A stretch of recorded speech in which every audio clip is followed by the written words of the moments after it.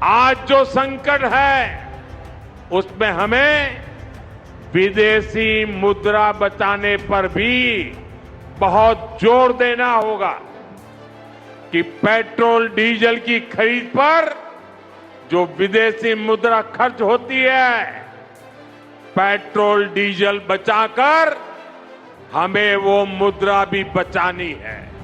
तो कम से कम 1 साल के लिए हमें विदेशों में जाने की बातों को टालना चाहिए। कोई भी फंक्शन हो, कोई भी कार्यक्रम हो, हम सोने के गहने नहीं खरीदेंगे, सोना नहीं खरीदेंगे। खाने का तेल का जो उपयोग करता है, अगर वो कुछ कमी करे, मैंने बार बार कहा है 10% कम करो। अगर हम तेल खाना कम करें ना, तो भी वो देशभक्ति का बहुत बड़ा काम है।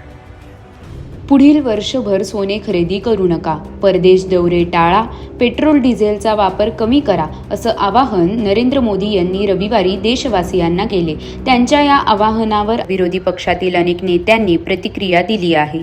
अशातच आता खासदार शरद पवार यांनी सोशल मीडियावर एक पोस्ट शेअर केली आहे। या पोस्टमध्ये त्यांनी काय लिहिलंय हे या व्हिडिओच्या माध्यमातून जाणून घेऊयात। नमस्कार, आपण पाहत आहात लोकसत्ता लाईव्ह।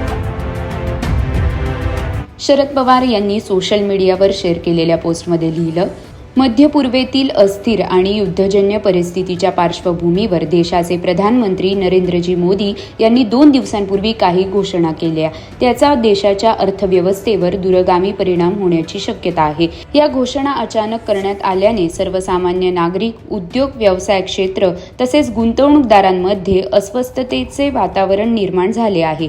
ही बाब निश्चितच काळजी निर्माण करणारी आहे। या विषयाचे गांभीर्य लक्षात घेऊन प्रधानमंत्र्यांनी स्वतःच्या अध्यक्षतेखाली सर्वपक्षीय बैठक आयोजित करावी।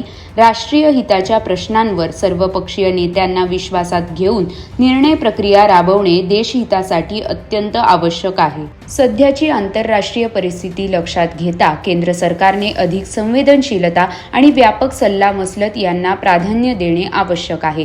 यासोबतच प्रधानमंत्र्यांनी देशातील नामवंत अर्थतज्ञ, उद्योग क्षेत्रातील प्रतिनिधी आणि संबंधित तज्ज्ञांची तातडीने बैठक बोलावून परिस्थितीचा सखोल आढावा घ्यावा, पुढील धोरणांबाबत व्यापक विचारविनिमय करावा।